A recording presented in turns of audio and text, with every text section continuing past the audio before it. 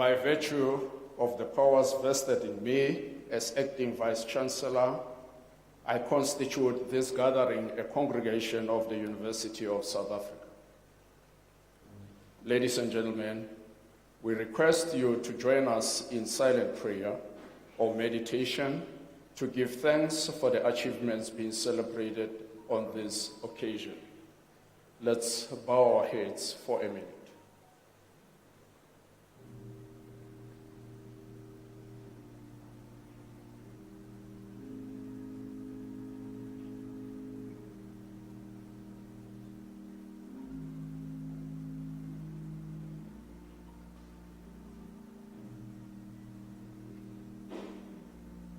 Thank you very much. Shall we be seated?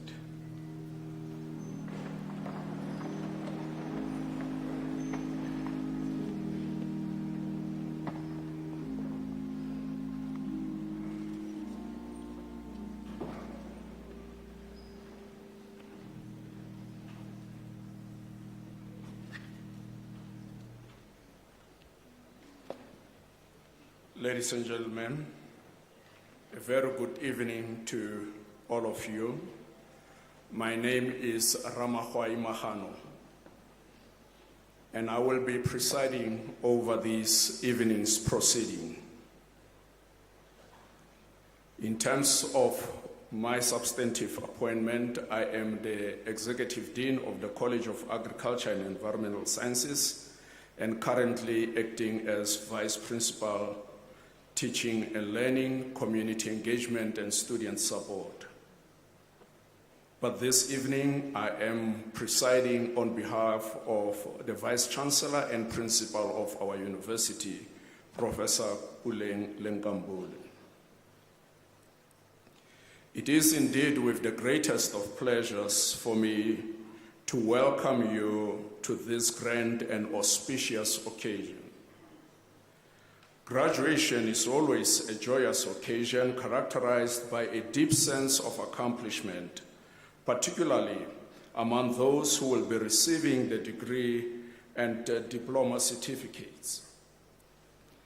At the same time, it is an occasion that gives fulfillment and the necessary pride to the parents and family members who in many ways have deprive themselves of the necessities and luxuries of life while supporting men and women who are graduating this evening.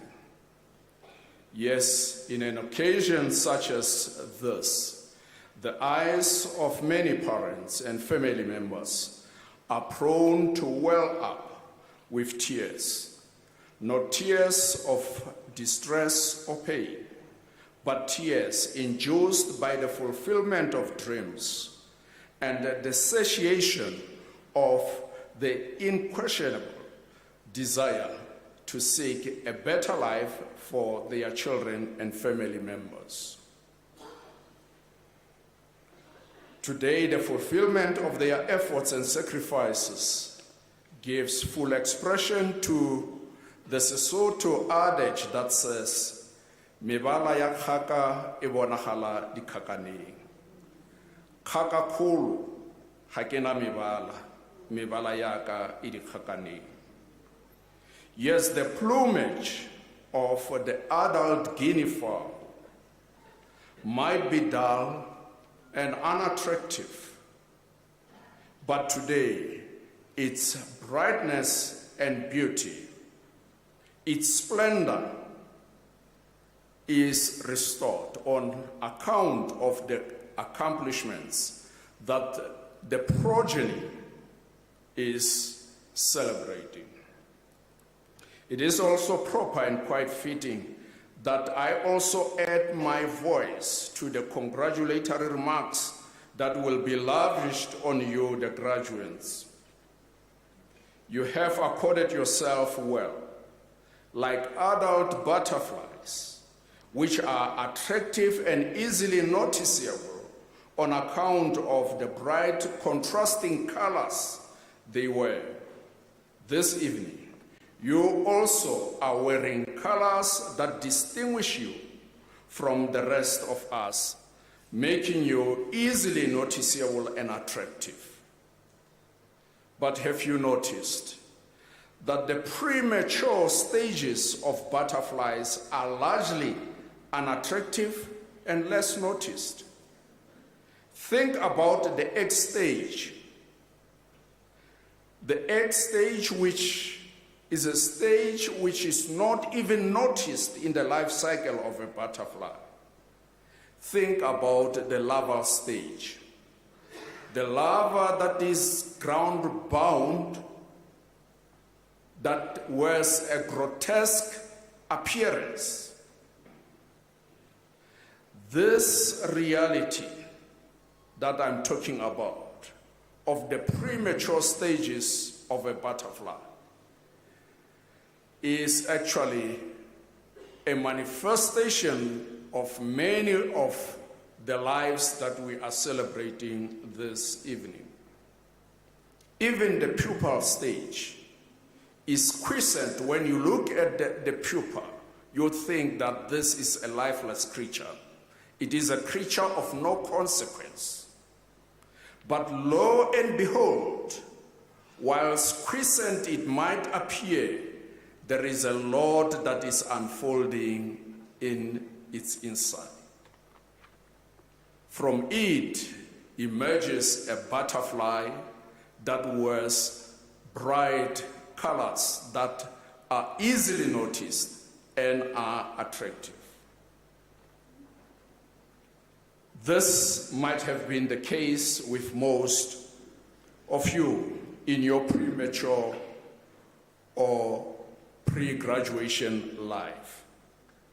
When you were at school, even when you started your university education, people might not have noticed your significance or even not have given you any due regard. But as from today, because of the colors you wear and the certificate you will receive, you will be pursued by many people who will be attracted to the skills, the knowledge you have amassed during your period of study in the university. Like a brightly colored butterfly, you will attract many people to your life. We laud and commend you for your commitment and tenacity in your studies. University education is not an ordinary feat, more so when it is done through an open distance e-learning mode.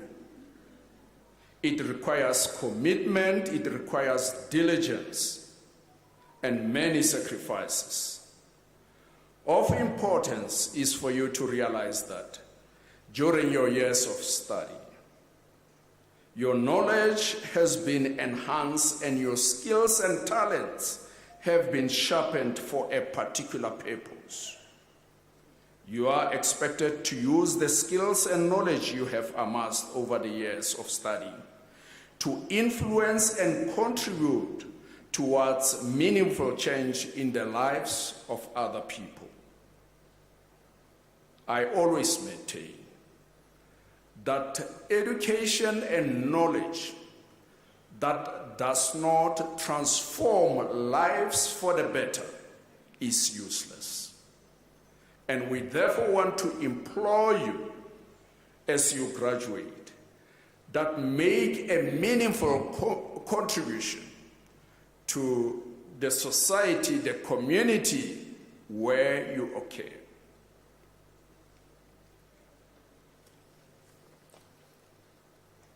Assisting me to preside in this ceremony, we have colleagues representing the various colleges of our university.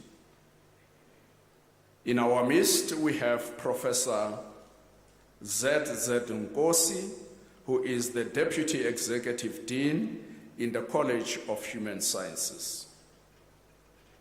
Also, we have Professor N.I. Mkhize, who is a representative of the College of Economic and Management Sciences. We also have Professor P.L. Mabunda, who is the Deputy Executive Dean of the College of Education. We also have, from the Office of the Registrar, Me Masales. We have amongst us also academics from the various colleges being present in this ceremony, members of the administrative staff who will be assisting us to coordinate this event. And also to give the Chancellor's address, we have Professor Arebeshola. He will actually be delivering the Chancellor's address on behalf of the Chancellor, the former State President of our country, Dr. Thabo Mbeki. Ladies and gentlemen, we want to invite you to enjoy the proceedings with us.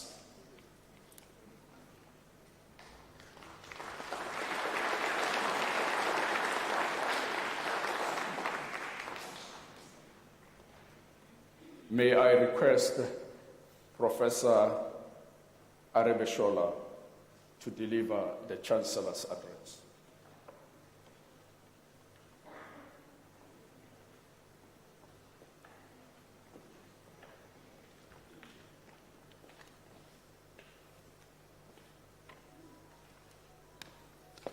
Good evening.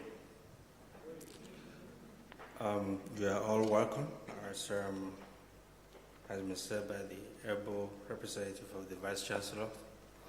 My assignment tonight is to deliver the Chancellor's address,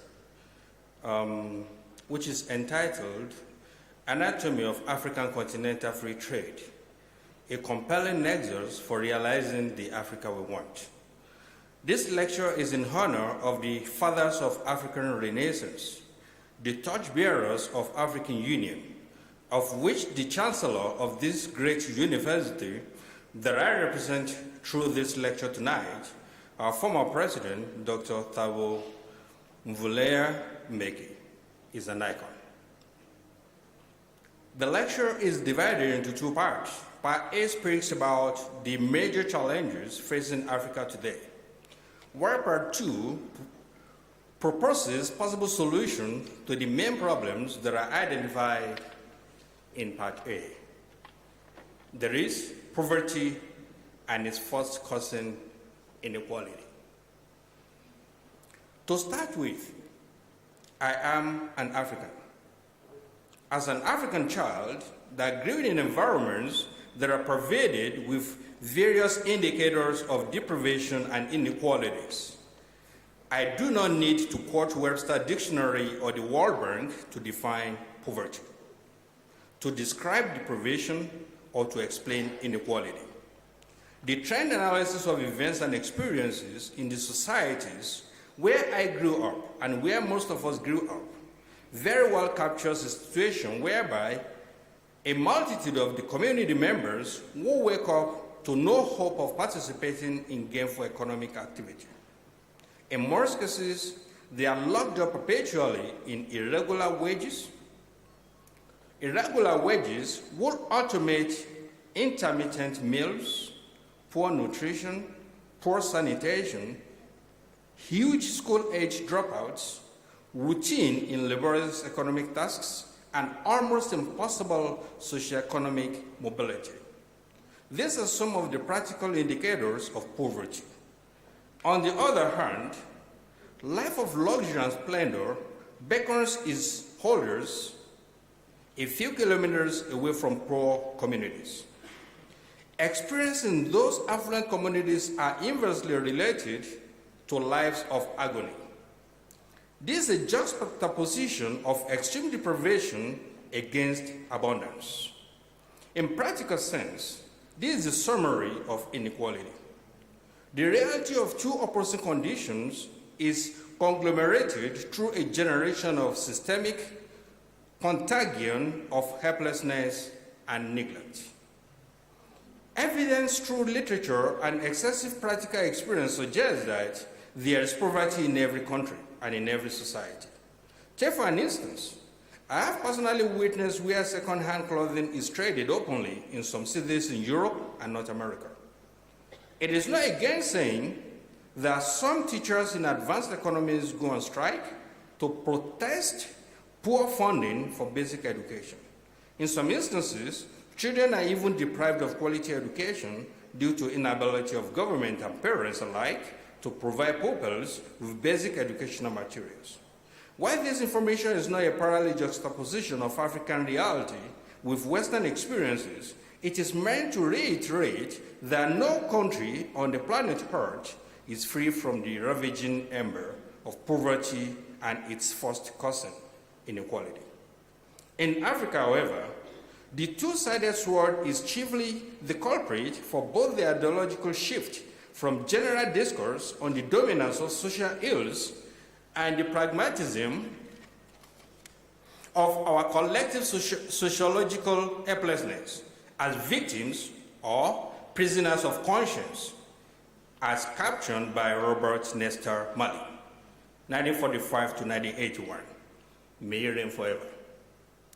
In Africa, for instance, and according to the Western standpoint, the continent is largely synonymous with hunger, diseases, wars, weak institutions, crime, every social ills that you can think of, both imaginable and abstract. Later is documented on the fact that quite a number of African countries boast superior infrastructure, human capital, and social compact that their Western counterparts are lacking. More pertinently, African scholars are by far more pragmatic about the contemporary global challenges, but more of those that are peculiar to Africa. Undoubtedly, most of African challenges originated from centuries of unbridled colonization, subjugation, and more importantly, blackmail. This said, challenges posed by poverty and inequality in Africa are huge, but the war is winnable. Some of the rude reality of our current experiences in Africa are as follows. 1. Poverty rate is increasing at a faster rate than the national revenue, which we call in economics GDP, that is gross domestic product. 2. Middle class groups are also increasing, but the dependency rate on the workers is dragging more people into poverty. Why is this a reality? The answer is simple. 1. Economic and trade and investment movement by Africans within the continent is exceptionally low. In specific, intercontinental trade reached a record 20% in 2016 before dropping to 15% in 2018. It has continued to dwindle since then. How does African countries trade meaningfully with one another? For instance, none of the 54 African countries ranks in single digit as trade partner of the other. 2. Skills transfer within the continent is very low, and the regulatory environment of labor migration is concerning. Skilled Africans are more valuable outside of the continent than within. For instance, immigrants from African countries constitute the largest skills pool in the United States. The same experience is documented in most of European countries. Again, the critical importance of supply-side economy within the continent remains unappreciated. Hardly does African countries trade with one another in input materials such as energy, agricultural produce, and other minerals that are very important to power modern industrialization. Having identified these challenges, attention will now be directed to the possible approaches that could help liberate our continent from the shackles of poverty and inequality. This is the second part and the most important aspect of the lecture tonight. Evidence suggests that trade and investment are the major drivers of wealth creation, be it at national or individual levels. With reference to our insightful forefathers that galvanized the unity of the continent through the establishment of the African Union, trade and investment across Africa requires only a bit of awareness about possible opportunities and some good knowledge on how to exploit the identified opportunities. In practical sense, I would like us to digress a bit and ask ourselves this important question. Why is Africa so attractive to Europeans, the Americans, Asians, and other participants in our markets? The simple answer is that as Africans, we really appreciate the volume and quality of resources at our disposal. The continent is rich in both natural and artificial resources that are central to the functionality of modern economy. To this extent, our ability as Africans to leverage these resources in an optimal manner will help create synergy that may propel industrialization and catapult millions of our people out of poverty like a miracle. More academically, various documented studies have emphasized the role of free trade as an enhancer of growth and development. Theoretically, trade liberalization, which is formally referred to as free trade system, has proven its resilience to national-specific macroeconomic challenges.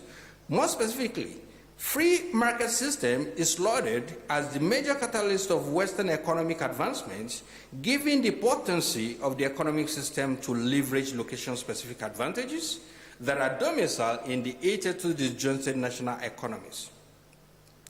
Through this integrated economic approach, the regional economy as a unit augments indigenous national opportunities that are available in each member country. Therefore, optimization of economic integration becomes synergistic. In addition, regional economic integration propels geometric sequence of benefits, among which is resilient macroeconomic stability, financial market efficiency, and improvement in the quality of life for member countries. More pragmatically, entrepreneurs venture across borders based on their indigenous and exogenous unique circumstances, which we refer to as firm and market-specific aspects.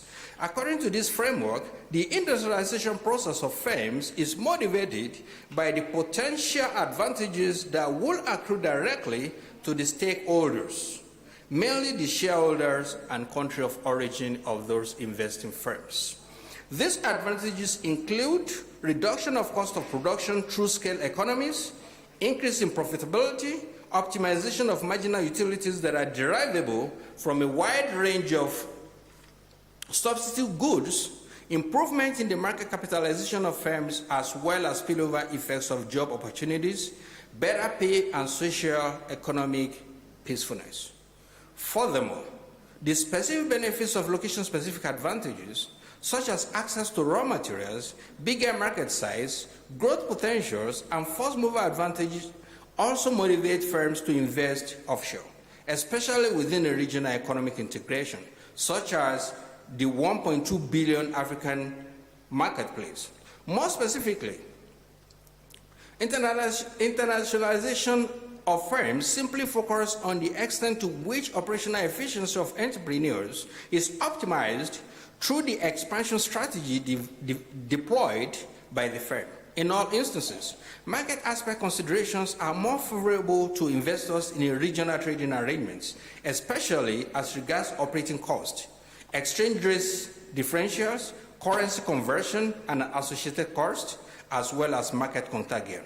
All these factors play strong deterministic roles in the internationalization process of entrepreneurs, which has been simplified by the African Continental Free Trade Arrangement.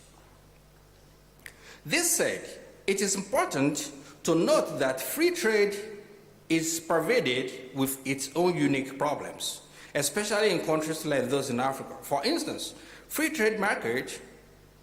market system can easily lead to dumping of industrialized goods and services on the weaker economies. This may ultimately exterminate fledgling infant industries in those countries, as experienced in many African countries shortly after political independence, and currently being experienced in a few others. Furthermore, regulatory potency through boycotts by a major supplier and even threat of divestment may pose serious troubles. To circumvent these potential threats in the United African Market through the African Continental Free Trade Area, it is important to underpin the trading arrangements with strong institutional framework. For African Continental Free Trade Agreements to work well, we need two important resources. One, necessary skills and expertise to regulate the trading process as well as to exploit intracontinental opportunities. In this respect, every technical aspect of African free continental trade is headed and heralded by indigenous experts across Africa. More importantly, the creation of Pan-African payment and settlement system and the adoption of Swahili as one of the official languages at the African Union are giant strides in this regard. For information, Swahili, the understanding is that Swahili will eventually become the official language of the African Union, which is going to be spoken at every official platforms of the African Union. Two, unwavering commitment. We need unwavering commitment to make the African Continental Free Trade work. As Africans, it is crucially important we accept the clarion call of our collective destiny. We are Africans by body and soul, and in keeping with the doctrine of our forebears, we should agree with whoever they agreed with, contest whatever they contested, and submit to whatever they submitted to. It was that decisive spirit that won us our hard-won freedom, and our current struggle, which is impinged on knowledge and determination, should imbibe the same allegiance. As a refreshment, the African Continental Free Trade was established in 2018 and it took effect in January 2021. As a launch pad for the creation of integrative African economies, the framework offers business that originate and operate within the continent various benefits. Some of the benefits derivable from this initiative include free movement of input materials and finished goods within the continent, access to a market size of almost 1.2 billion, which accounts for almost 17% of the world population, and potential to reap first-mover advantage within the continental market. The consumers, on the other hand, benefit from access to substitute and quality products at competitive prices, job creation and spillover of managerial expertise, while government are advantaged positioned to implement import substitution industrialization, to galvanize a continental-wide industrialization, and to reduce our overdependence on the West at the same time. The ISI, that is import substitution industrialization, is important for Africa as a reagent to not only industrialize the continent, but also ensure sustainable industrial independence from the colonial powers and the new conquerors from Asia and other places. Recent experience of our people as regards sourcing of protective gears and vaccines to atone the ravaging effects of COVID-19 pandemic suggests that African people, and not only the political leaders, have to redefine our priorities.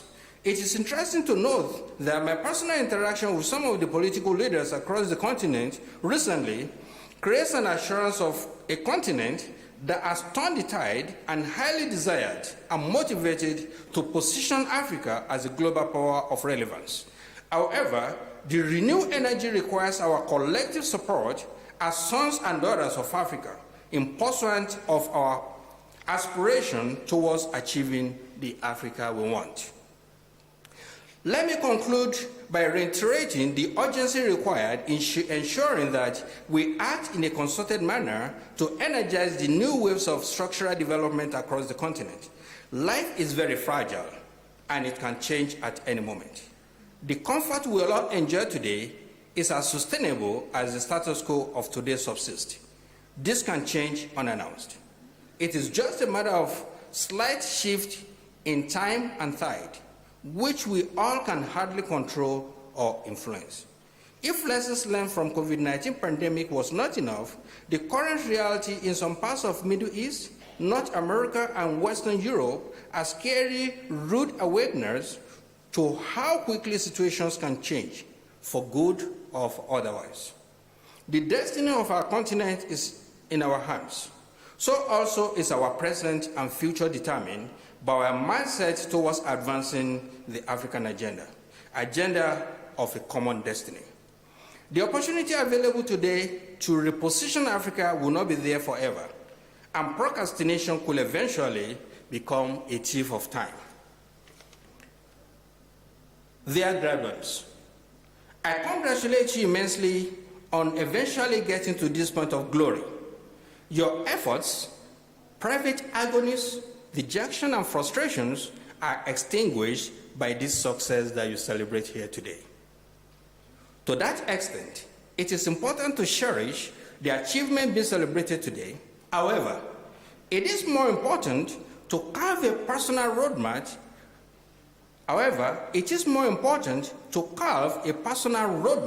On how to solve specific problems in our communities, in our country, and the continent of Africa at large.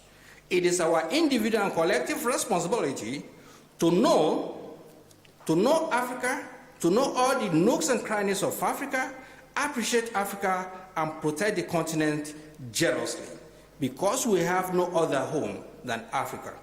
The realization that Africa is a continent with common destiny, and the people are an indivisible unit, irrespective of creed, height, marital status, skin pigmentation, or clan, is the springboard upon which the prosperity of our beloved continent will be built. A world that is divided against itself will at a point obey the law of gravity. The question is, to whose advantage? I am an African. I thank you.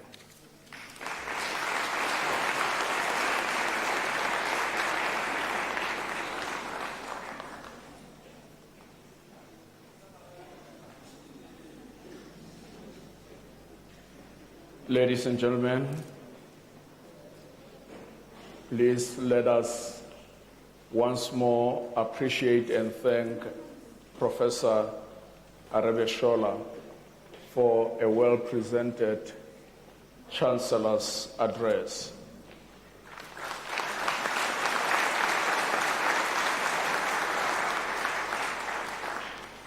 We thank you, Professor Arebeshola, for the presentation entitled Anatomy of the African Continental Free Trade. What is exciting is that you started by describing the challenges that bedevil our continent, the African continent. But you ended up making recommendations which are postulates that seek to alleviate and remedy the challenges that confront our continent. And for that, we just want to thank you. Ladies and gentlemen, before we start with the conferment of the degrees and diplomas, may I kindly request you not to leave the hall before the end of the ceremony. This is very important for us to adhere to.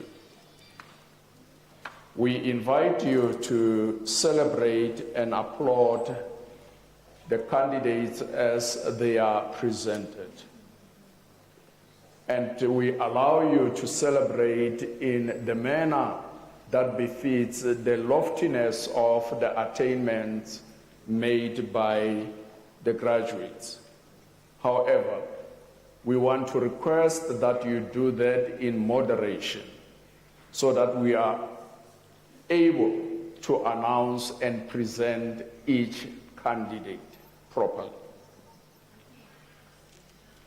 Ladies and gentlemen, by virtue of the powers entrusted to me, I shall now proceed to confer the degrees and diplomas of the university on the candidates whose names appear in the program. And I request the representatives of the colleges to present the candidates to me.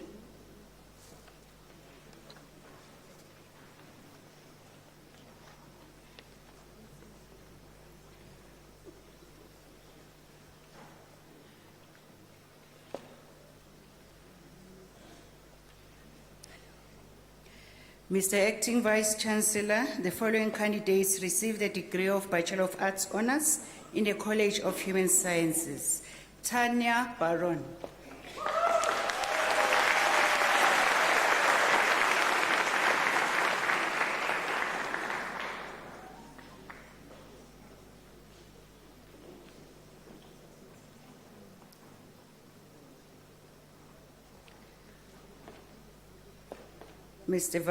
Acting Vice Chancellor, Charlene Dial obtained a degree with distinction.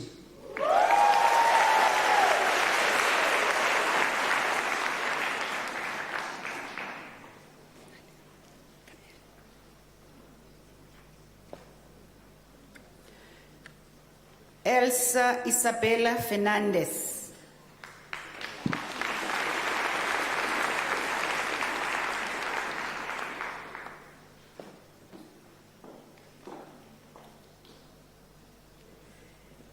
Kiamogetswe Lerumo.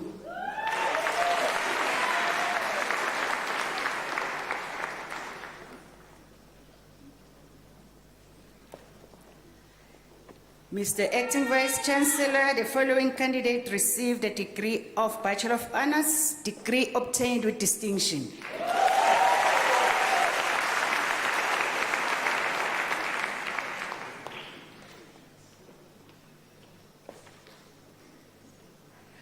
Masutwane Mabul Makokotlela.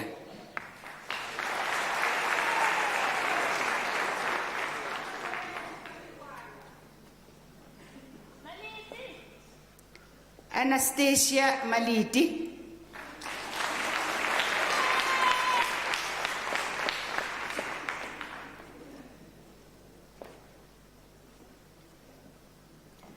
Veronica Sebongile Mian.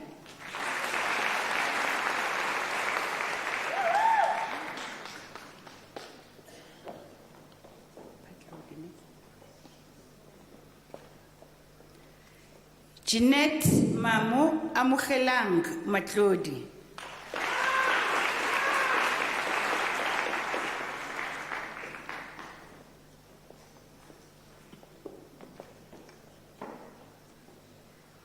Matau Batsiba Mukete.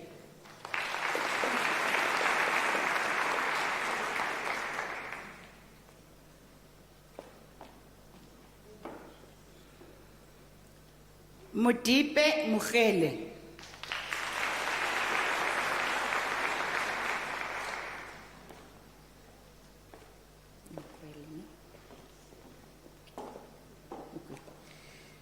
Zulufelo Sandra Mukwil.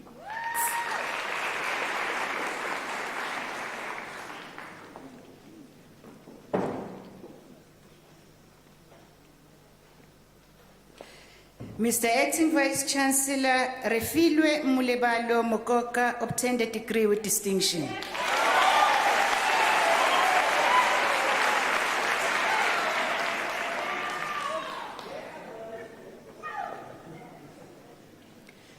Shonisani Mlawuti.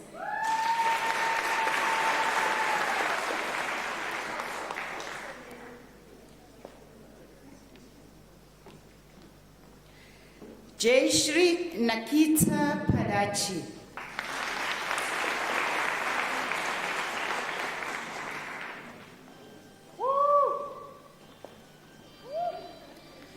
Lirato Piri.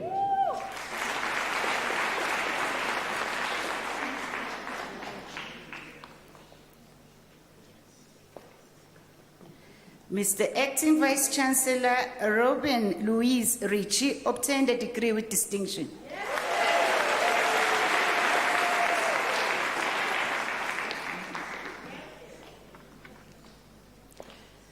Another distinction from the College of Human Sciences, Jean N. Rodriguez.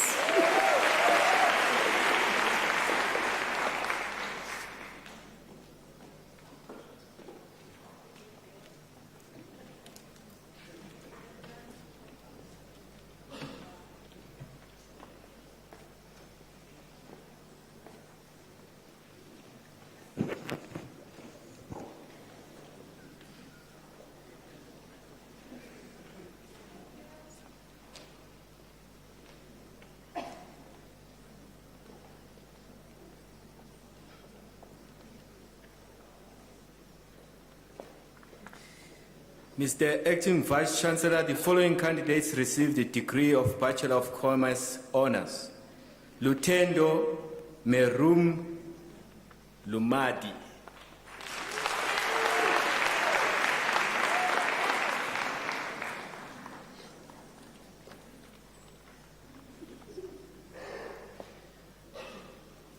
Mthokozisi Avior Mabaso received the degree with a distinction.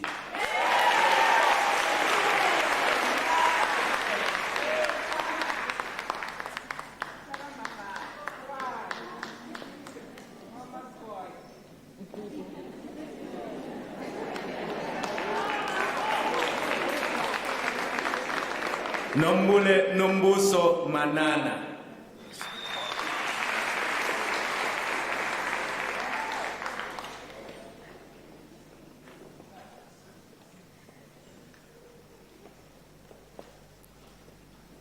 Leti Popi Masanabo.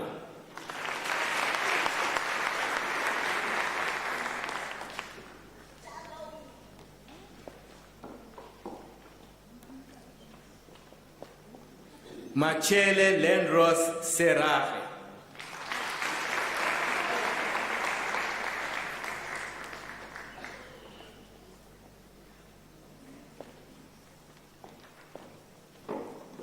Sibongile Sibia.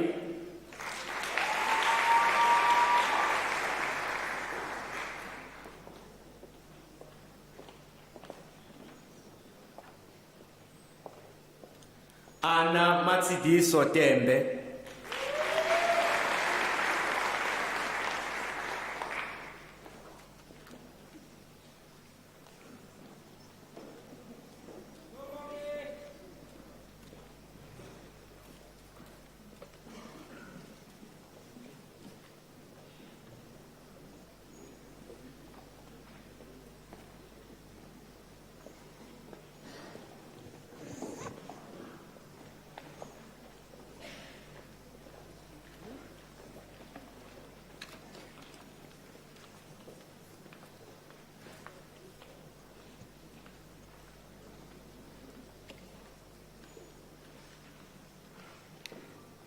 Mr. Acting Vice Chancellor, the following candidates received the degree of Honours Bachelor of Education. Ntombi Zethu Promise Bengu.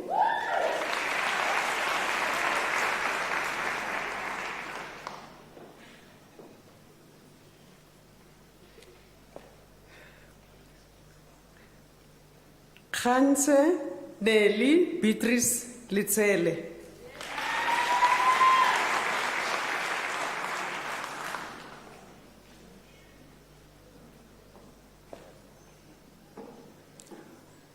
Onwabe Mdladlamba.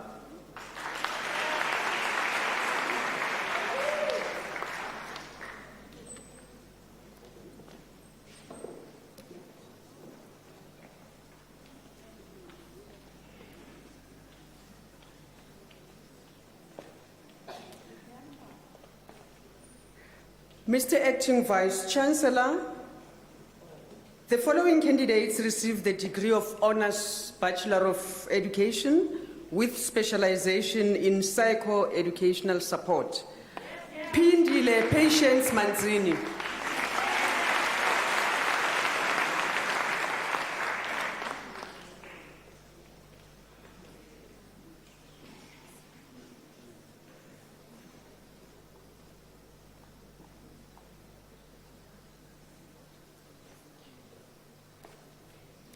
Tsulufelo Gloria Mudisane.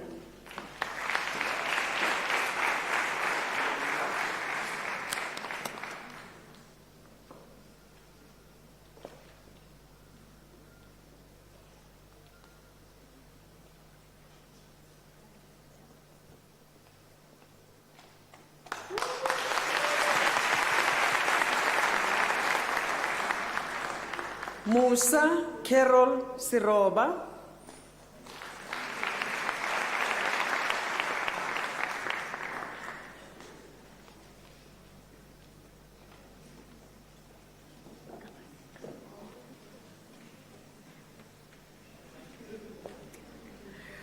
Mr. Acting Vice Chancellor, the following candidates receive the degree of Bachelor of Education.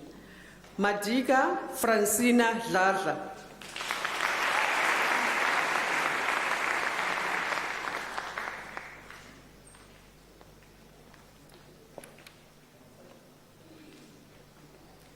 Mr. Acting Vice Chancellor, Ivaldi Lamprecht obtained the degree with distinction.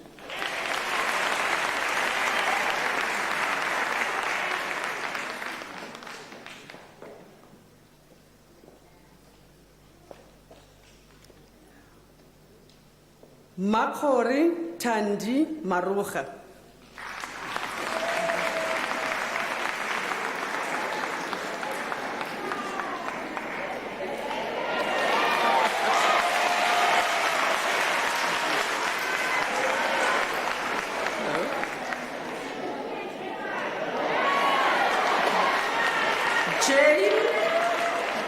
Jane Nomalanga Sitepo.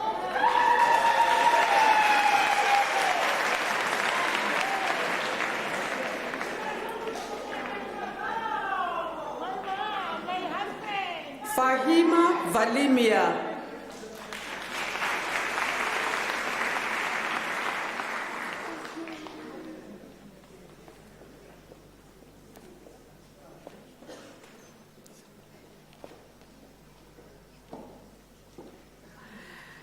Yulenda Ntombizodwa Bulacho obtained the degree with distinction.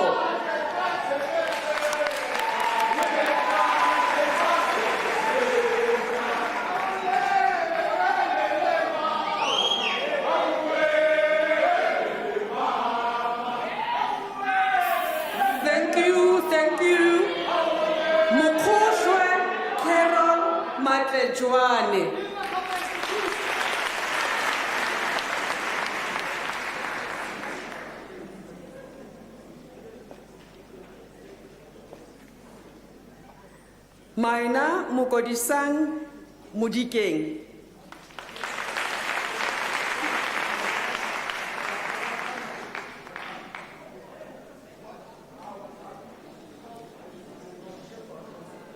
Ntauleng Patricia Mutlowu obtained the degree with distinction.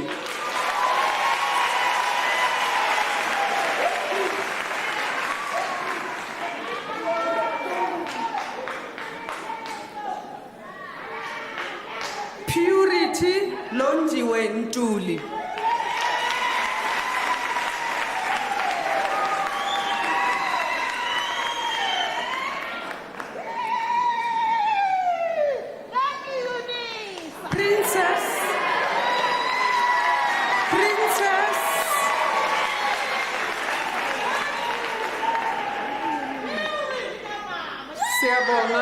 Princess Tembegile Parati.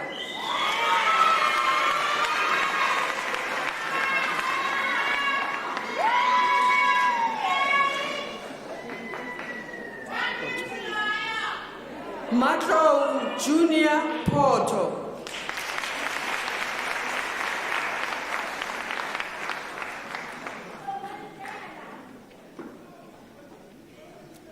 Kabu Marlene C. Famila.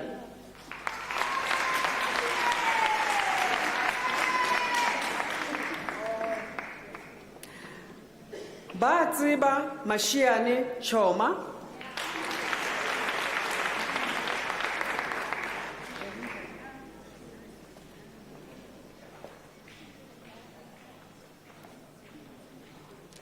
Shanawaz Khalek,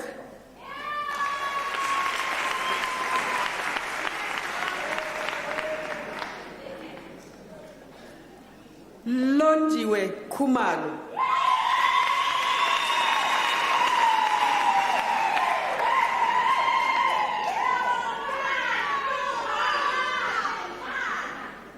Sinenhlanhla Nokwazi Ndlela,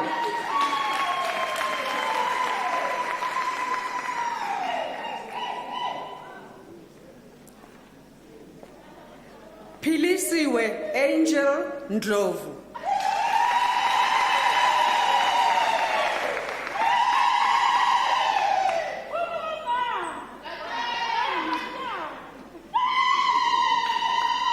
Acting Vice Chancellor Precious Matapelo Zulu obtained the degree with distinction.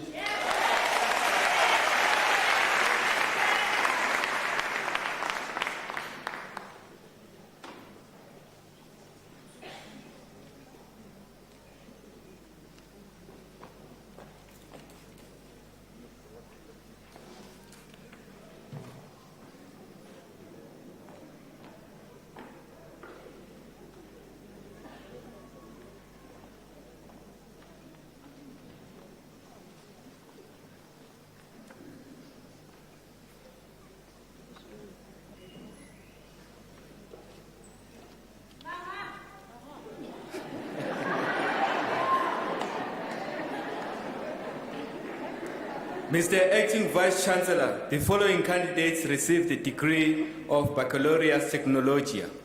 Bridget Vanessa Nonhlanhla Banda.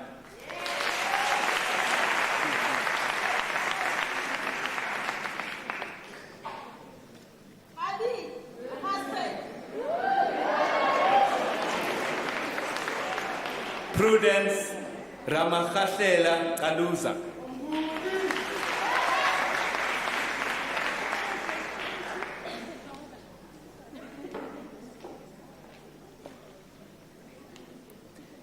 Welile Percival Damane.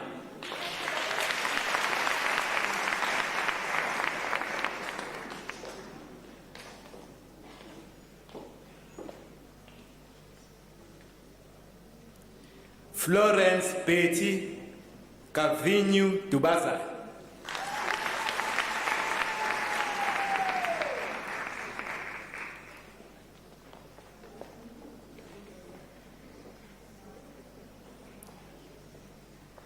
Andre Solomon Dumini.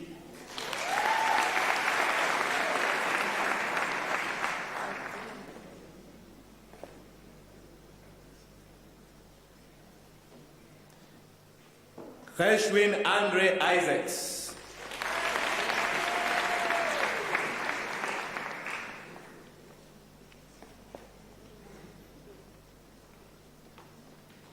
Busisiwe Elizabeth Khoza.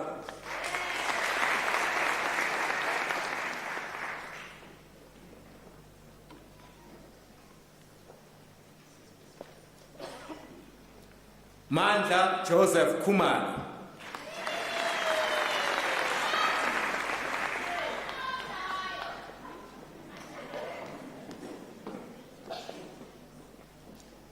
Margaret Pumzile Kumalo.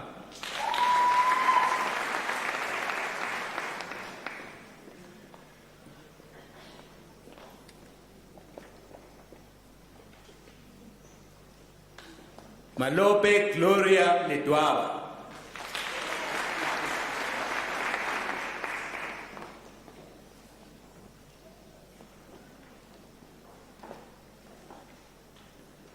Nsovo Messi Mabasa.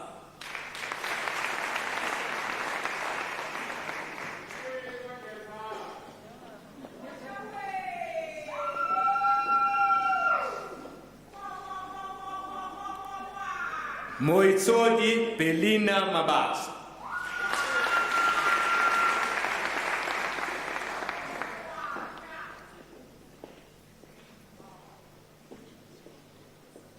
Maputi Petunia Madike.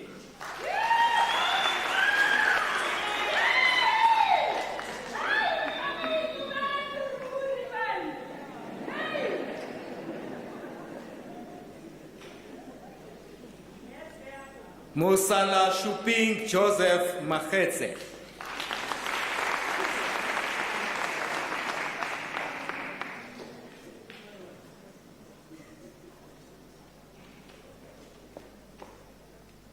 Nelson Maharaj.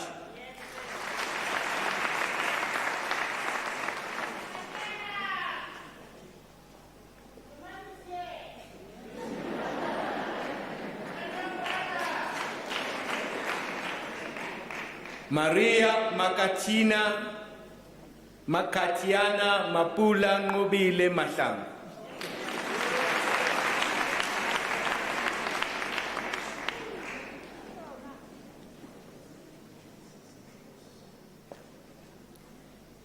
Pindile Elizabeth Mahlang.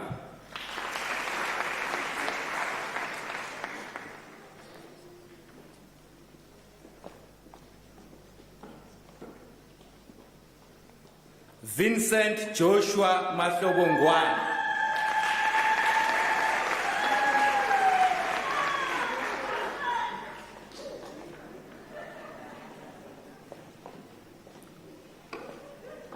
Oma Lucia Makaneta.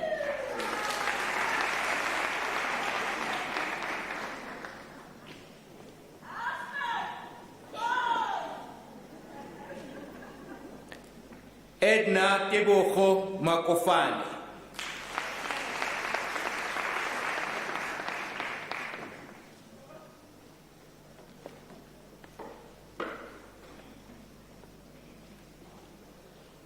Ramose Kheng Olga Makola.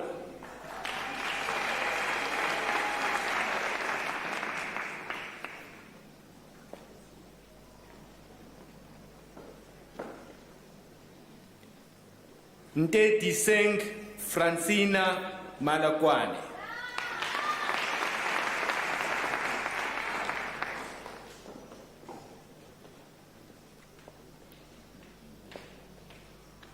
Refilwe Paulina Malegi.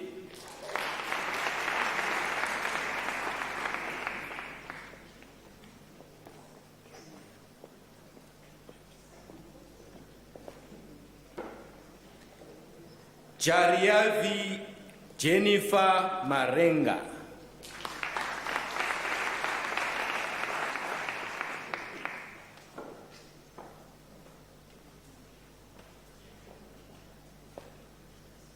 Cindy Eltia Masuta.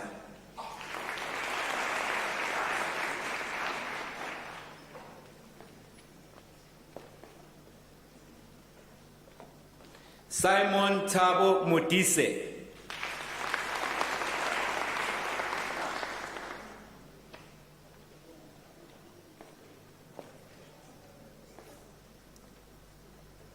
Yvonne Mofokeng.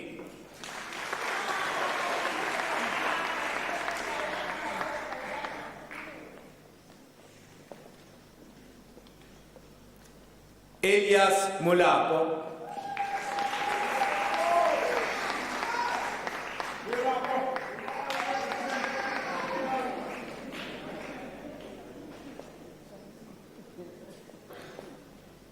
Shelly Matsapelo Moleme.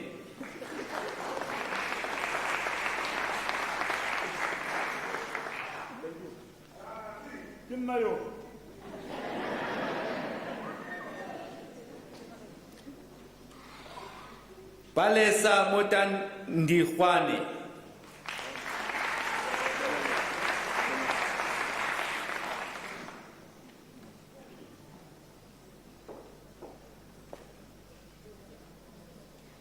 Rankotsane Mabel Mpahlele.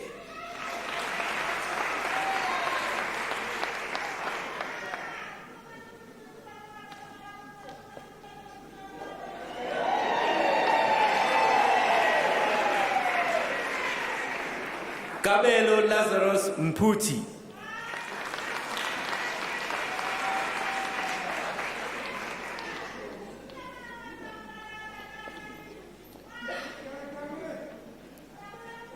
Tabile Mavis Mtimunye.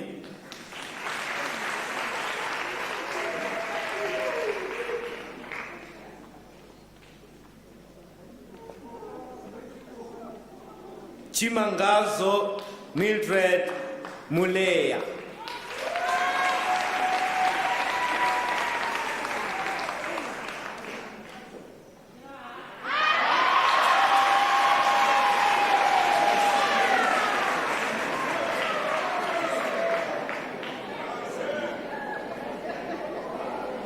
Tisikmuni Sombremani Naidu.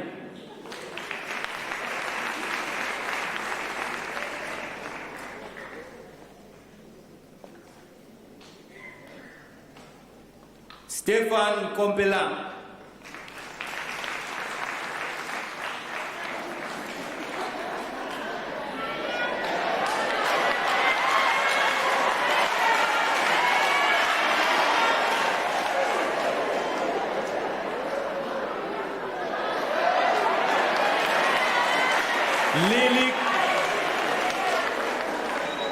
Lily Kavaz.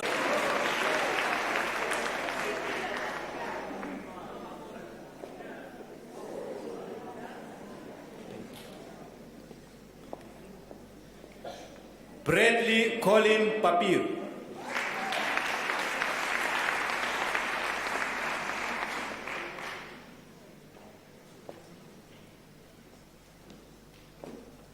Mandla Nkosenjane Khadet.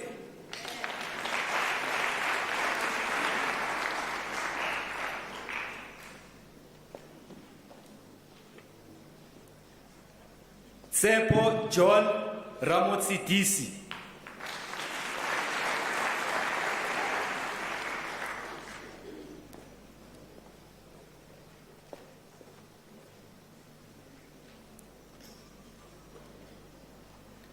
Sizani Busiswa Shabangu.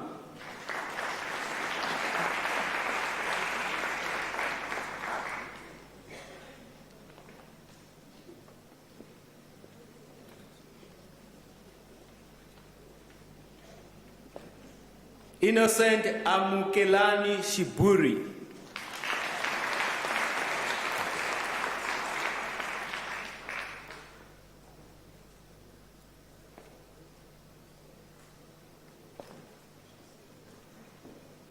Bongani Bongimpilo Sibisi.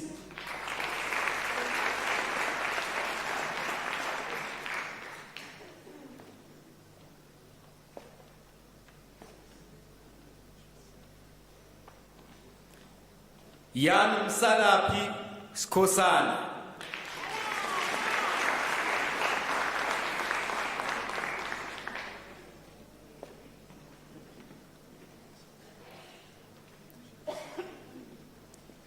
Mzwandile Clement Smile.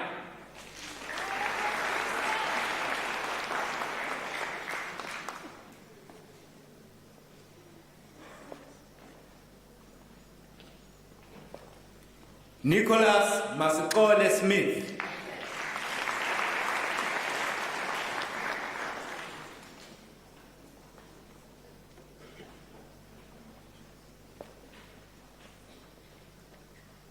Rohan Edward Strado.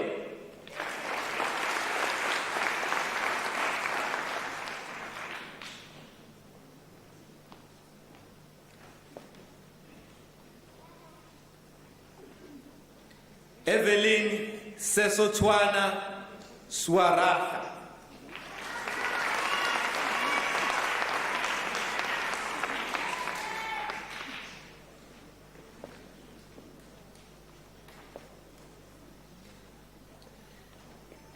Morwaseleka Kenneth Tobeya.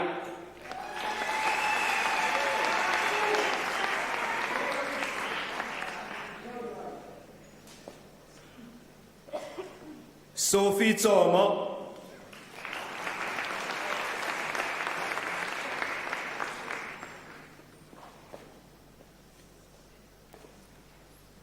Phumelele Ndaba Ezinhle Charity Xulu.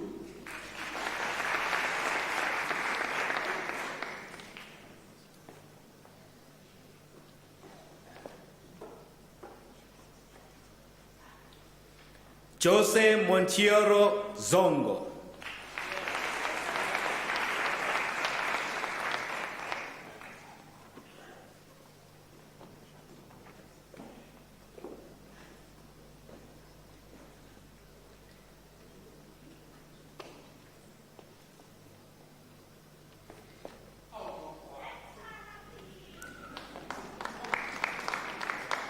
Mr. Acting Vice Chancellor, the following candidates received the degree of Bachelor of Administration. Tembakazi Patient Manoto.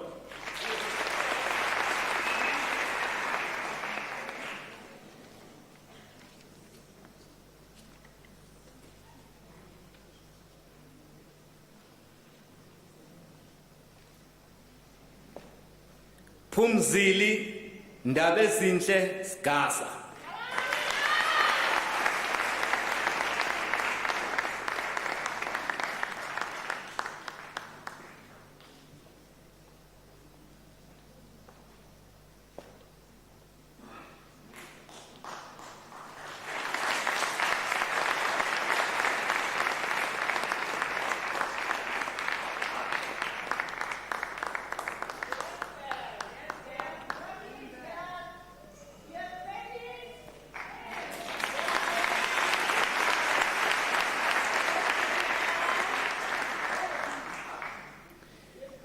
Mr. Acting Vice Chancellor, the following candidates received the degree of Bachelor of Business Administration.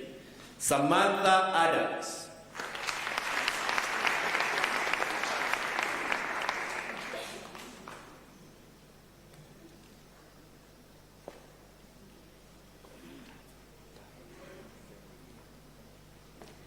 Sachin Brian Deva obtained the degree with a distinction.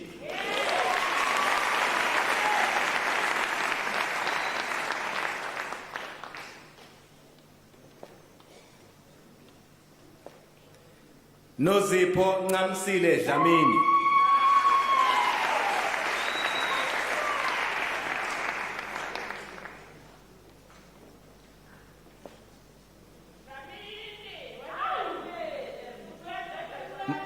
Makosana Margaret Munyapao.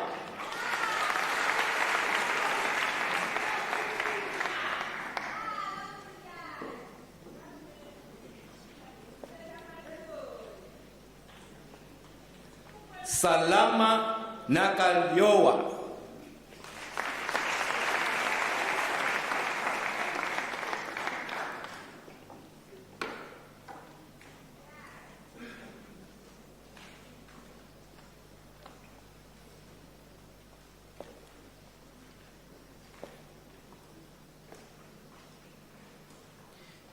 Mr. Acting Vice Chancellor, the following candidates received the degree of Bachelor of Commerce. Bandile Kamba.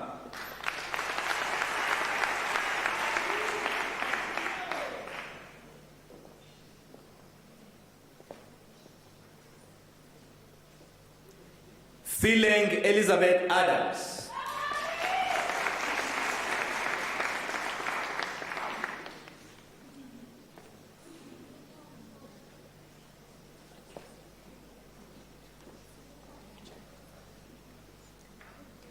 Demi Jade Bezenhout obtained the degree with a distinction.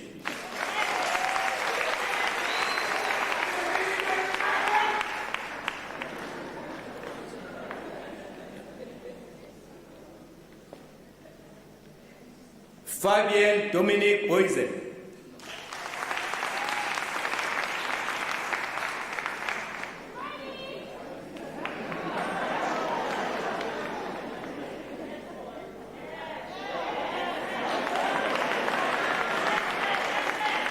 Helio Bastista Esa.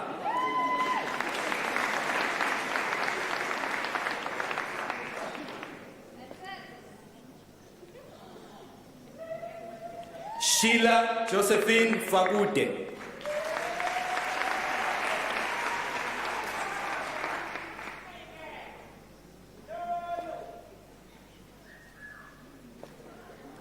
Kayakazi Nomhase Gumbo.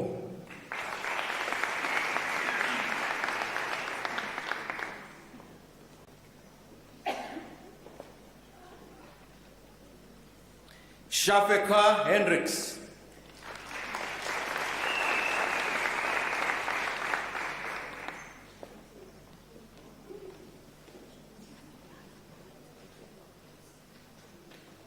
Katerina Hegepart.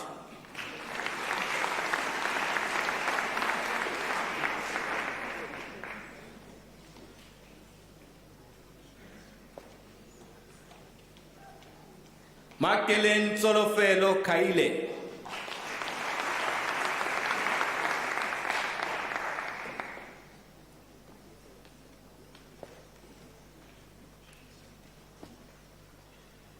Dineo Hilda Lamola.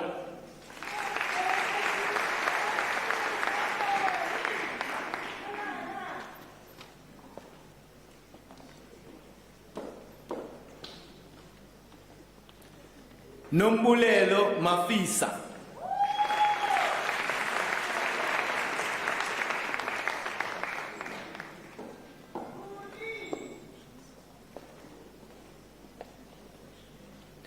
Wisani Yvonne Makubele.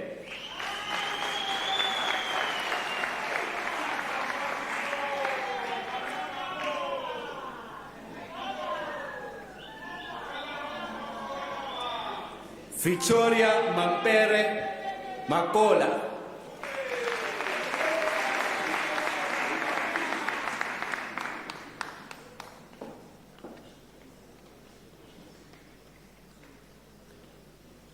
Israel Malebe.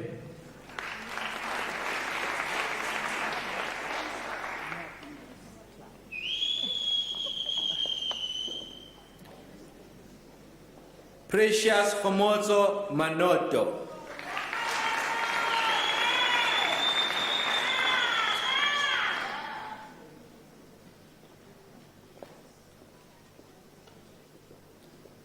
Hilton Ayanda Mapumulo.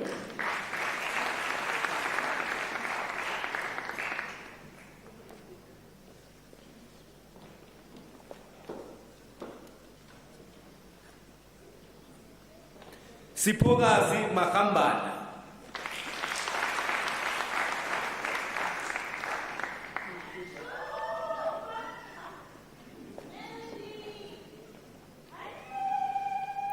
Melody Farai Marekeze.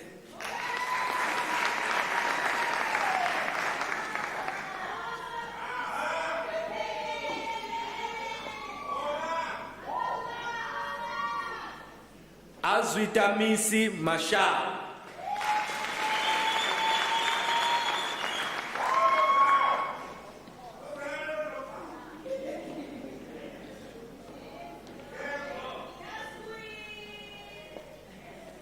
Avishoni Winnie Matame.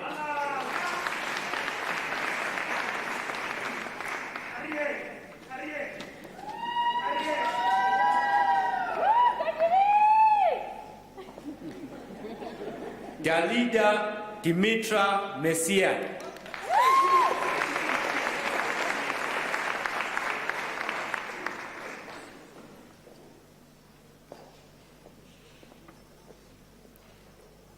Sande Gamkwanas.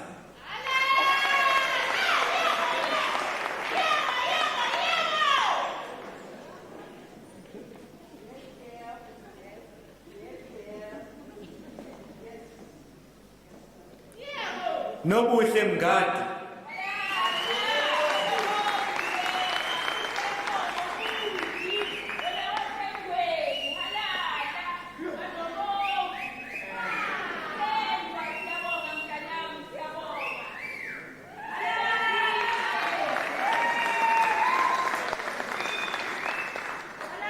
Mbali Ngomezulu.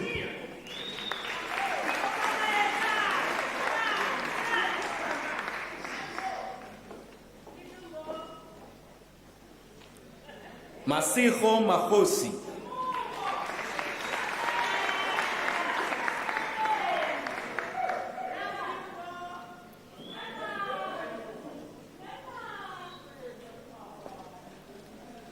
Mary Lebohang Mukwana.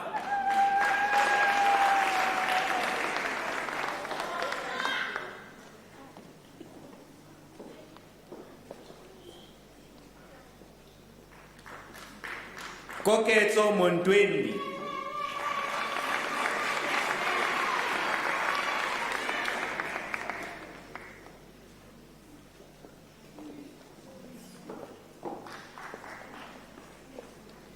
Matsidiso Philippine More.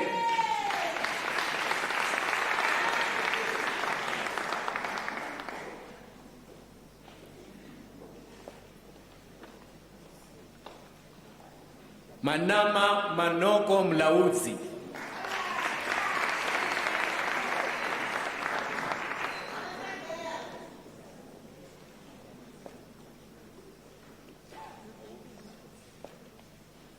Johanna Manoa Ndlovu.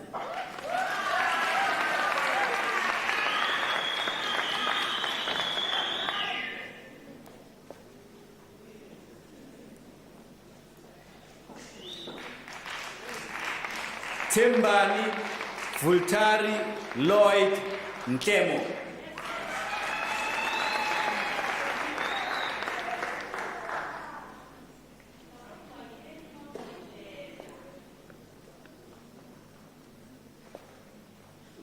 Revati Pidiaki.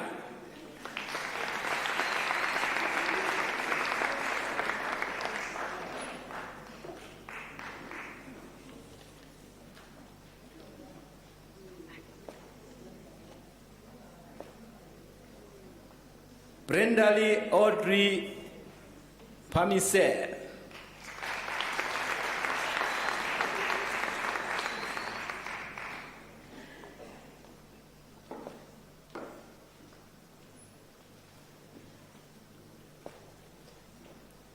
Aiden Reid Richardson.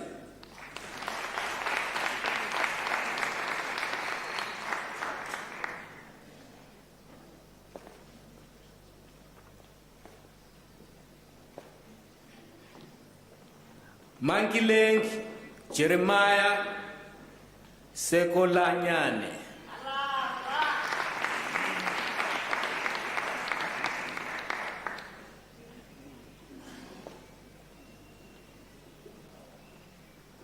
Doreen Confidence Shabam.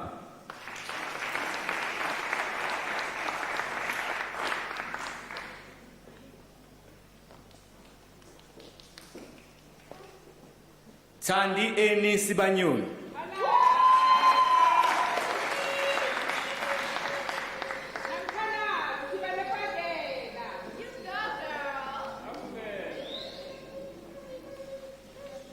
Jabulile Elizabeth Sihlangu.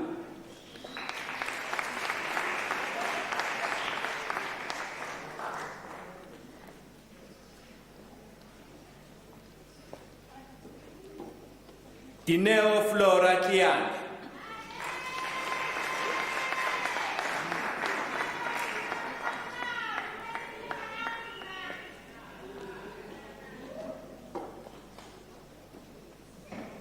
Nkosinathi Bethwell Ntsekoeng.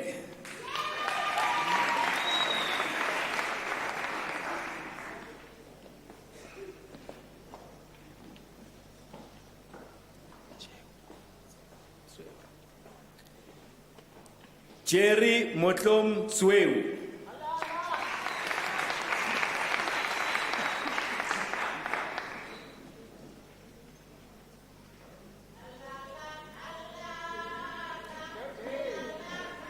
Susan Elizabeth Zondo.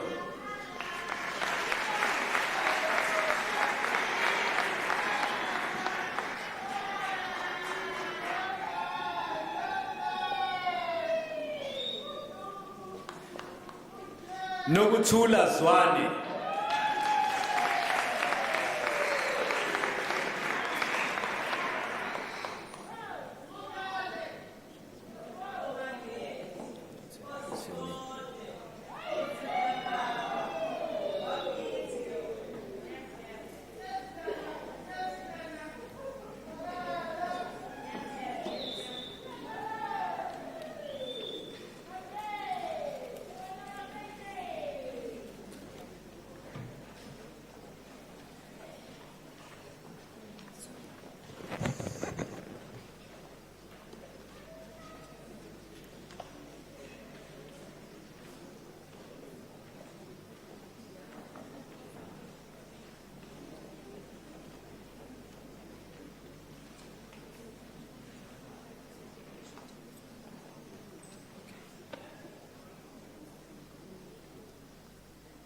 Sekade Johnson Nkadimeng.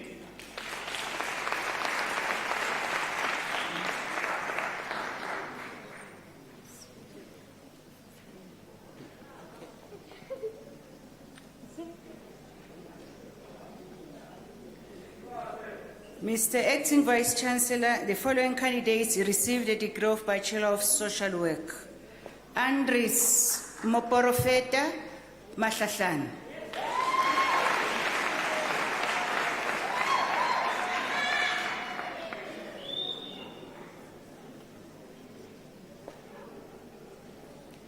Primrose Voni Nyambi.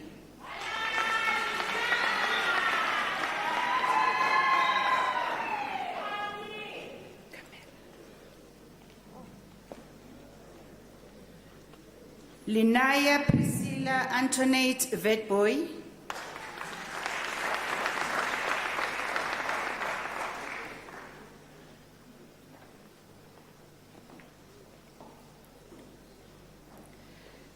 Mr. Acting Vice Chancellor, the following candidates received a degree of Bachelor of Information Science. Mpho Valerie Siope.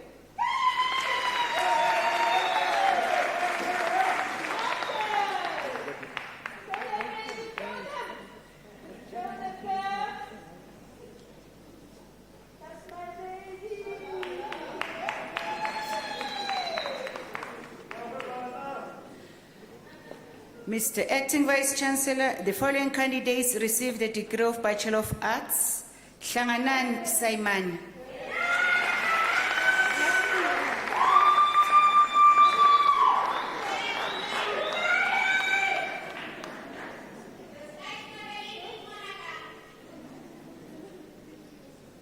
Mr. Acting Vice Chancellor, Chantel Excess Ferreira obtained a degree with distinction.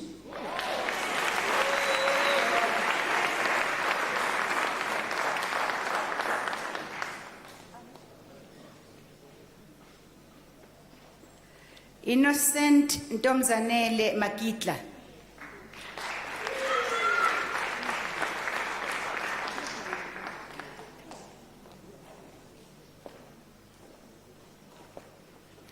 Thandi Linda Malibang.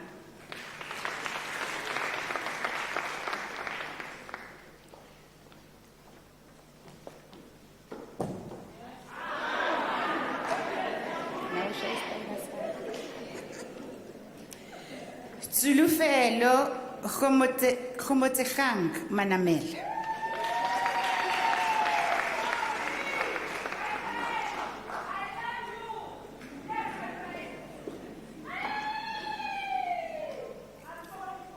Sonia Mbele.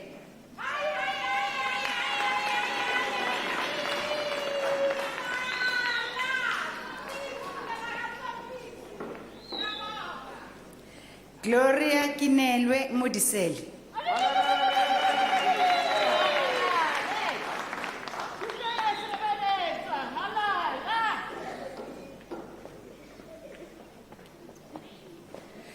Emmanuel Muketsi Mukwena.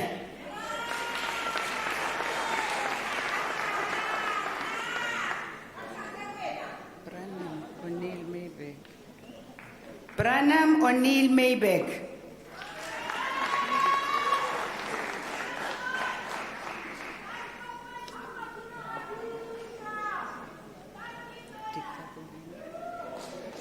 Dikabelo Sinna.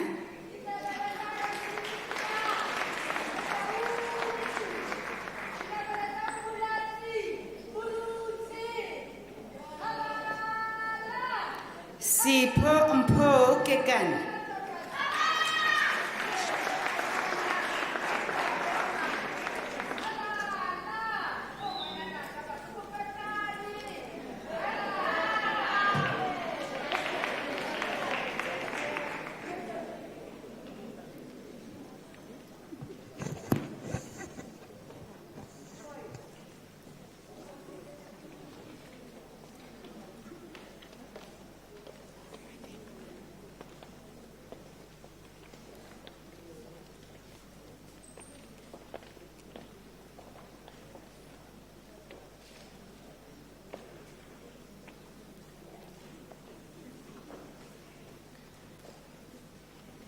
Mr. Acting Vice Chancellor, the diploma candidates will now be introduced to you. Nolwazi Sithabile Dube.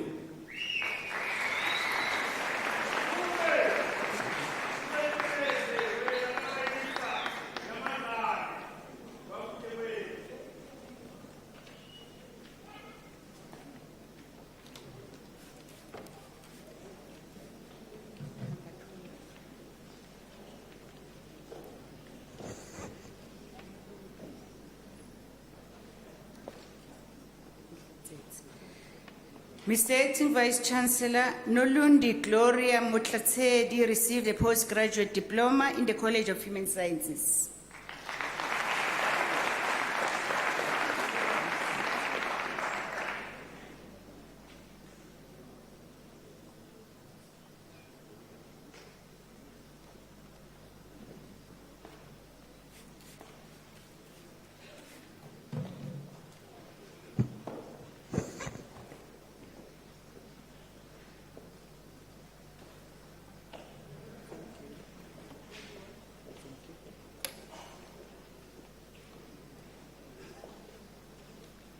Mr. Acting Vice Chancellor, the following candidates receive the postgraduate diploma in the College of Education.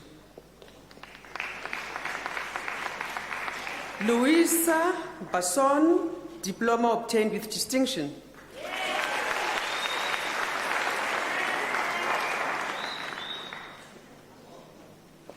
Nomthandazo Sizakele Cele, diploma obtained with distinction.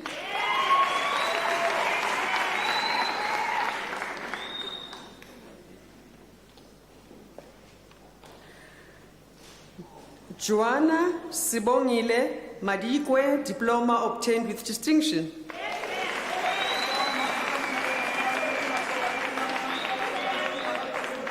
Sarah Promise Mahlangu.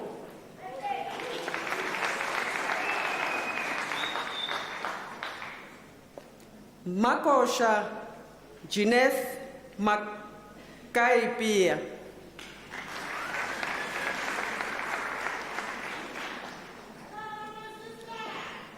Ishmael Makulana, diploma obtained with distinction.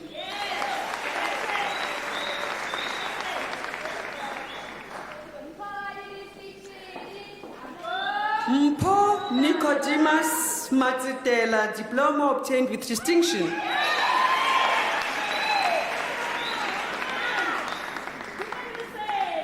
Tebuho LC Mushala, diploma obtained with distinction.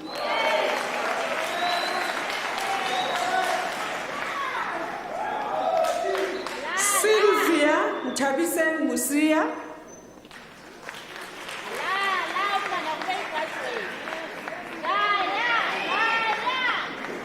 Alice Mary Ntlanga Msiza.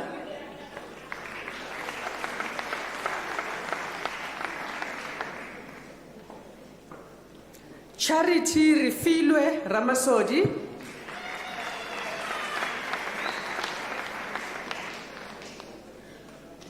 Thokozile Sibanda, diploma obtained with distinction.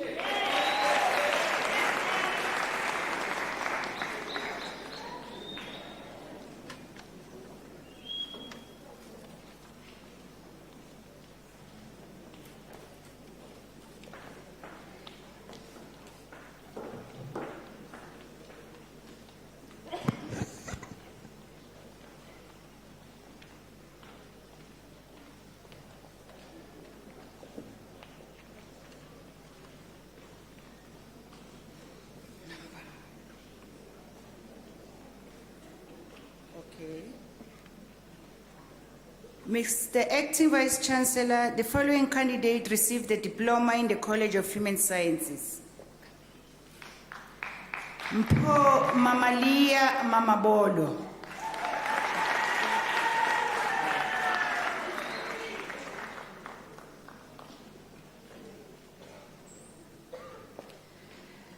Mr. Acting Vice Chancellor, Londiwe Alucia Lakaje receives the National Diploma.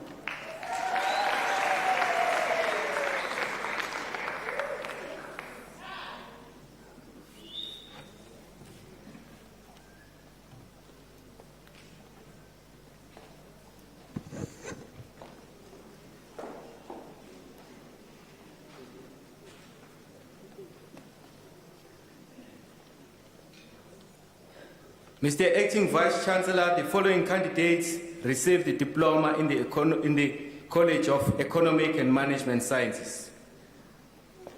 Annalene Faure obtained the diploma with a distinction.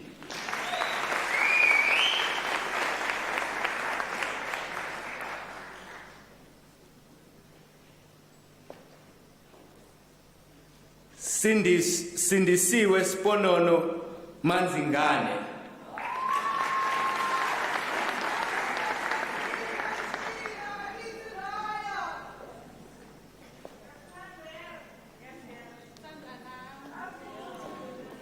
Keitumetse Patricia Mahoshwa.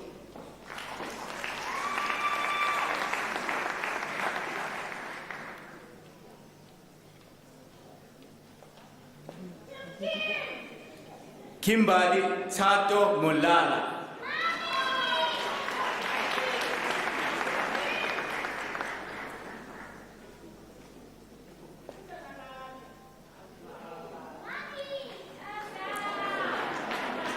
Ramatimet Gillette Jabana Siete.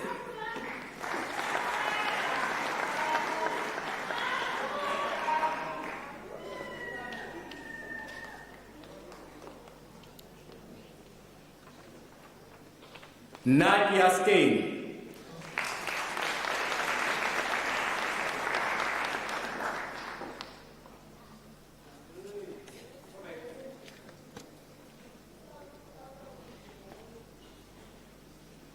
Mr. Acting Vice Chancellor, the following candidates received the National Diploma in the College of Economic and Management Sciences. Deborah Moloko Chwene.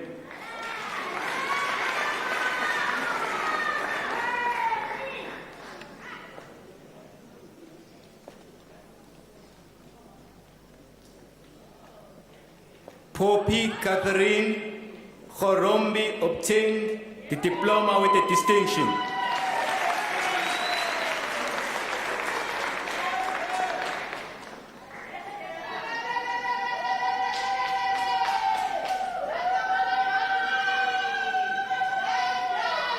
Prudence Shikombise Mabunda.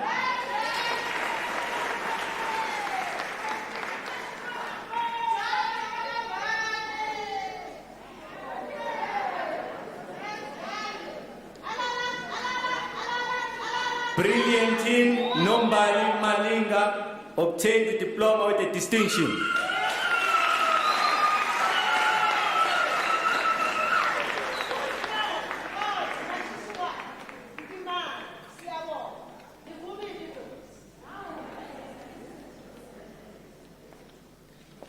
Jafta Daniel Maposa.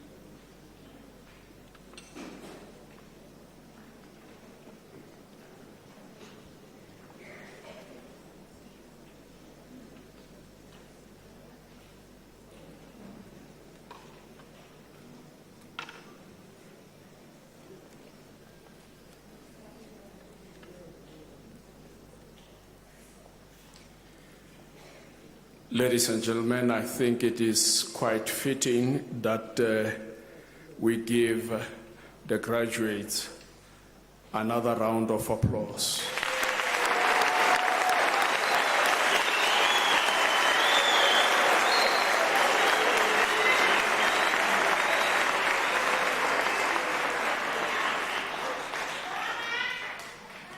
A hearty and warm congratulations to all the graduates who received their certificates this evening. It is my singular honor to celebrate your accomplishments and wish you well in your ongoing journey to define a future for yourself and others. And I welcome you into the prestigious ranks of the Unisa alumni community. Today's graduation is particularly historic and important because it is the second graduation conducted in a conventional way since the outbreak of the COVID-19 pandemic 2 years ago. Even though we are back to a physical ceremony, we do so under new normal with strict adherence to public health protocols in terms of COVID-19. Ladies and gentlemen, Unisa is a remarkable place with excellent people. As an academic institution that always strives for excellence, we take pride in training people who will go out to shape the Africa's intellectual futures in service of humanity. Your achievements tonight only enhance what you already are and what you can become. As such, your graduation is but one important leap, a giant leap indeed. A brighter future awaits you all. As a university, our task is to equip you with the necessary skills and knowledge to function in society. We hope the education you have received will enhance your role as a change agent that makes our world a better place. In a rapidly changing world where shifts and changes in digital technologies, medical science, production centers, urbanization, migration, diseases, etc., drive new human experiences and social relations, we need more people who can understand complexity, ambiguity, uncertainty, and volatility. As a country too, we know very well the demands and questions of our times. As you have already done with your research, dissertations, and assignments, we hope that you will join the army of people who help us find solutions that will improve the human condition. One of our African values is to uplift one another toward the common good, community building. As we center Africanness in our academic culture and business, we retain the strong link between our institution and our alumni with whom we shoulder the social responsibility that builds a responsible society for the benefit of future generations. As we face the challenges of creating a robust and globally competitive academic program, we are grateful for the ongoing commitment and support of our alumni. As an alumnus of Unisa, you are implored to partner with your alma mater, the University of South Africa, by joining the Unisa Alumni Association so that you continue to support the university's initiatives of engaged scholarship. This is also important in combating the social forces that tirelessly widen the gap between the haves and the have-nots, and in strengthening initiatives to generate newer knowledges as we catapult ourselves onto a better South Africa, Africa, and the world. Wherever you go as a Unisa ambassador, you will be spreading the idea of Unisa as an institution that is committed to drive cutting-edge research, impact the international scene as we continue to improve our ratings. Your support with intent is a social responsibility that builds a responsible society for the benefit of future generations. Given the unequal nature of our society and the skewed patterns of access to education, we can only hope that your education will enhance the opportunity of others. We have no doubt that our students have a deep appreciation of their social context and the tasks facing their generation. Having said that, I also want you to revel at the moment and enjoy your individual, family, and community achievements. The parents and other supporters who have been part of your journey should also be celebrated. Their unselfishness and sacrifices have led you to where you are today.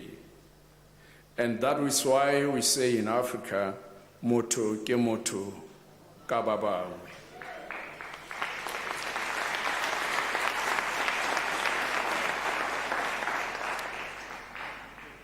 John Mason, in his book entitled The Enemy Called Average, says there are two moments in life when a person stops moving. He says the first moment is the moment of failure. Commonly, when people experience failure, they have the propensity to despair, throw their hands in the air, and give up. So that is one of the moments where John Mason says people stop moving.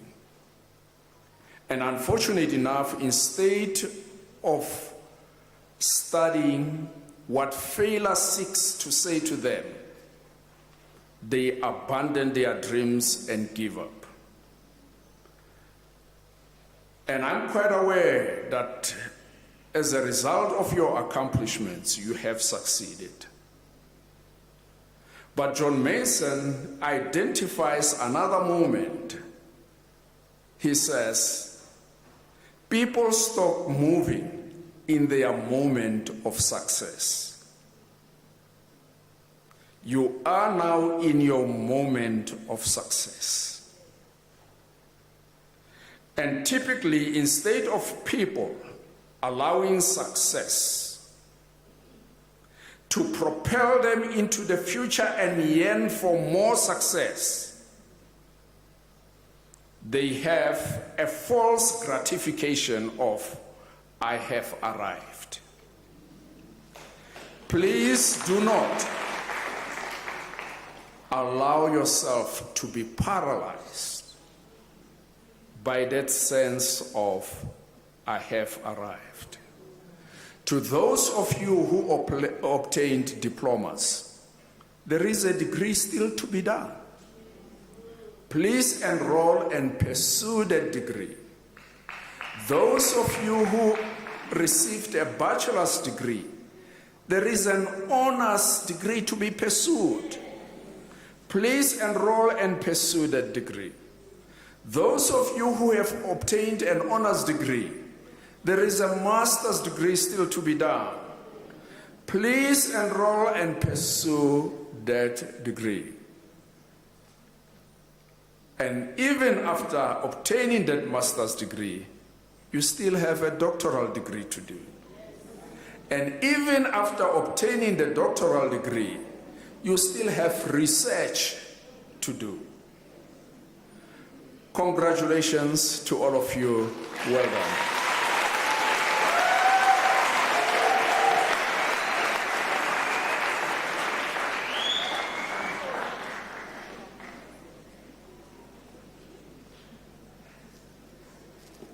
In a sign of appreciation, I will request all those who received the certificates to be on your feet.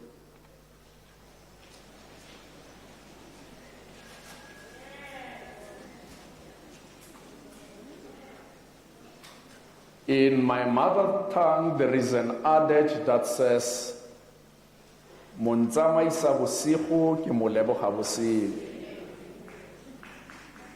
Amongst these people seated here, a lot of them sacrificed the luxuries of life. And their quest was to see you succeed. And they did a lot of those sacrifices in secluded moments that we cannot recognize openly.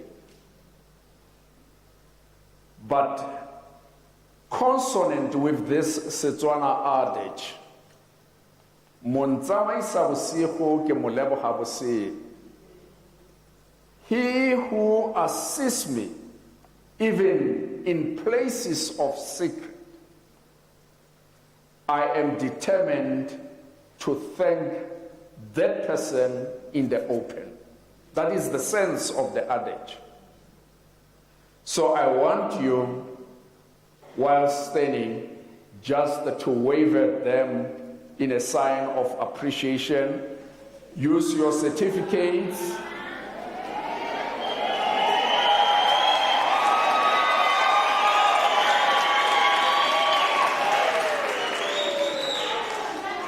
In the same manner, the colleagues and myself, we represent academic staff members who, during your time of study, were contending with your assignments, giving your guidance, etc. As a sign of appreciation, I would request that you accord the academics the same appreciation.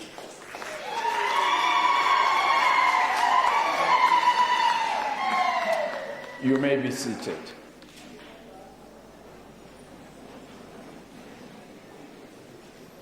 Ladies and gentlemen, now that you have graduated, you have become part of the Unisa alumni. You are now part of the illustrious circle of excellence.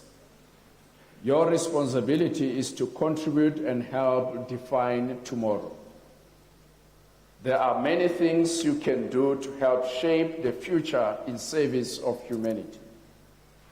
You can become a tutor, an e-tutor, or a face-to-face tutor. You can continue your lifelong journey with the College of Graduate Studies and produce knowledge that will help society as a postgrad student. And lastly, because Unisa is an institution that is heavily contingent on the social justice mandate, there are those students who come from heavily economically compromised backgrounds. And if you are able, would want to encourage you to donate to the University of South Africa Bursary Fund by using the online platform www.unisa.ac.za and go to the donate button. You just press that button. As a worthy graduate of this university, we are sure that you realize the value of your diploma or degree and therefore wish to provide other deserving students with an opportunity to study further. Become part of the hashtag Circle of Excellence.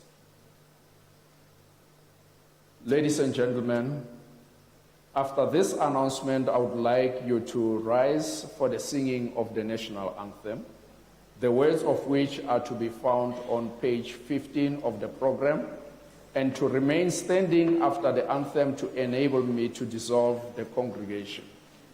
You are also requested to remain standing while the academic procession leaves the hall. Please, let's stand.